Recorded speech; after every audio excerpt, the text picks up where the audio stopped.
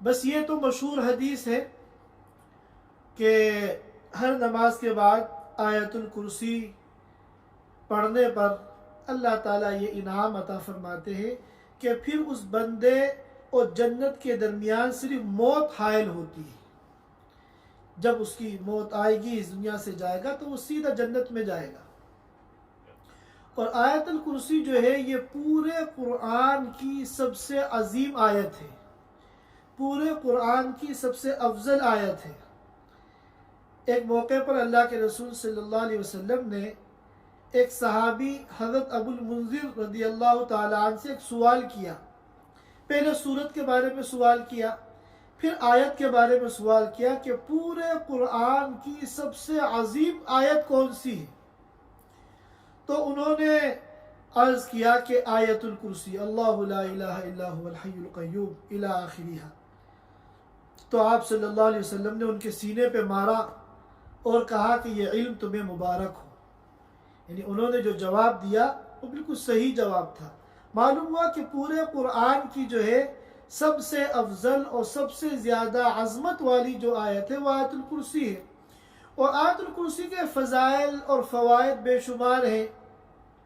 اللہ تعالیٰ جناتوں سے اور شیاطین سے حفاظت کرتے ہیں.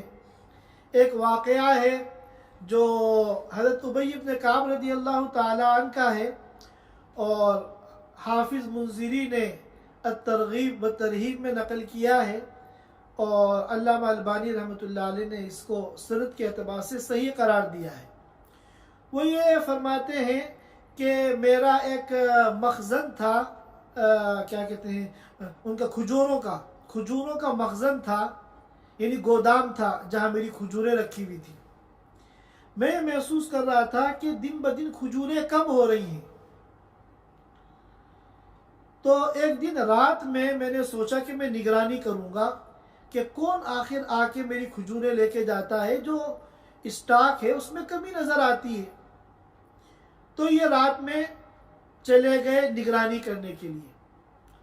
تو رات میں دیکھا کہ ایک عجیب و غریب شکل کا ایک لڑکا وہ ایک جانور پہ چلا آ رہا ہے،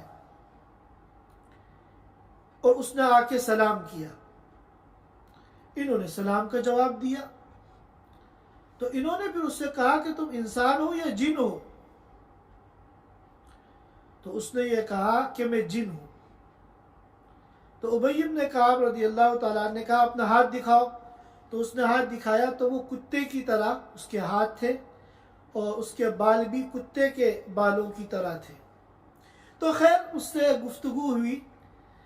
تو اس میں پھر اس نے یہ کہا کہ اگر ہم جناتوں سے اور ہمارے شر سے بچنا ہے تو اس کا طریقہ یہ ہے کہ تم آیت الکرسی پڑھا کرو.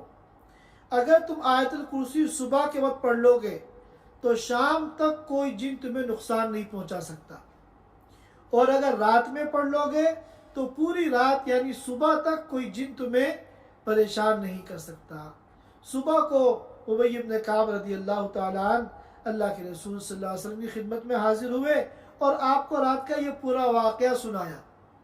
تو آپ نے فرمایا کہ اس خبیث نے سچ کہا، اس خبیث نے سچ کہا. اس میں یہ بھی تھا کہ جب اس نے سلام کیا، انہوں نے پوچھا کہ تم انسان ہو یا جن ہو؟ تو اس نے کہا میں جن ہوں. تو انہوں نے کہا کہ تم یہاں کیوں آئے ہو؟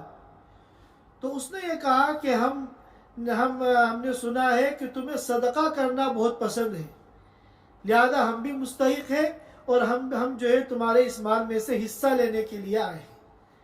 تو بہرحال یہ واقعہ صحیح ہے سند کے اعتبار سے، تو اس کا اہتمام کرنا چاہیے. ہر نماز کے بعد پڑھیں گے. اس کی تو یہ فضیلت ہے کہ جنت کے درمیان اور اس پڑھنے والے بندے کے درمیان صرف موت حائل ہوتی ہے.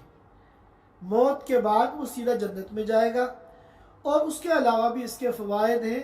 شیاطین سے بھی حفاظت ہوتی ہے، جناتوں سے بھی حفاظت ہوتی ہے، اور انسان کی زندگی میں خیر و برکت ہوتی ہے. اللہ تعالیٰ یقین کے ساتھ اس آیت کریمہ کی تلاوت کی ہم سب کو توفیق عطا فرمائے. جزاک اللہ خیر، جزاک اللہ.